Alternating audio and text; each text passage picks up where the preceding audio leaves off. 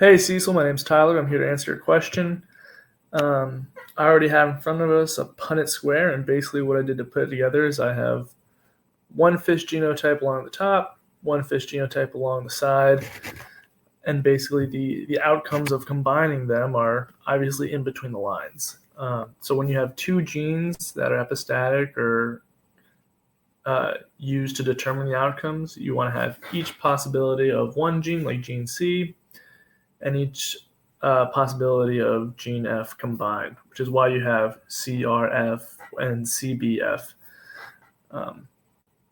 Basically, what's important to pick out of the question, which you probably saw, CR is red, CB is blue, and to have a blue or red fish expressed, they both need to be homozygous. If it's heterozygous, you get a purple fish, which is an example of codominance, which is when the heterozygous almost blends the two phenotypes.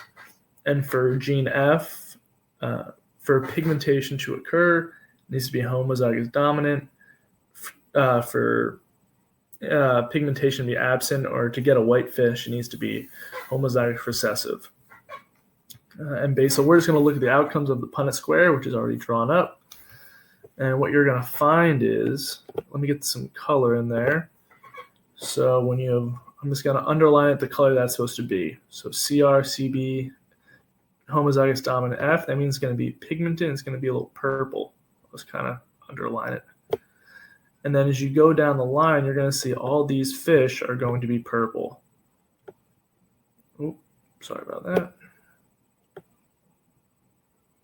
So these are all going to be purple because you're combining CR and CB, which is going to give heterozygous. And then these are all homozygous dominant F. Now for the second column, what you're going to find is this is also going to be a purple fish, and it's still going to show pigmentation because the dominant F allele is still present. So it's not homozygous recessive. So these are all going to be purple. And now when we continue, the only thing that's going to be different is that these fish are going to be blue because they're homozygous with the CB allele.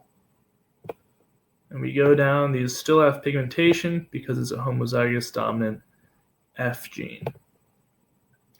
And now we go to our final column, and it's still going to be blue, and it's still going to show pigmentation because although we have one allele that is recessive, you need both for it to be a white fish. And these fish are blue as well. So like I said, you're really just kind of going up and down and just matching these squares. Now for the percentages, as you can see, half are purple and half are blue, or you can have 8 out of 16. So 50% are purple. Let's see if I can draw numbers here. My handwriting is bad and it has not changed. So yeah, 50% is purple.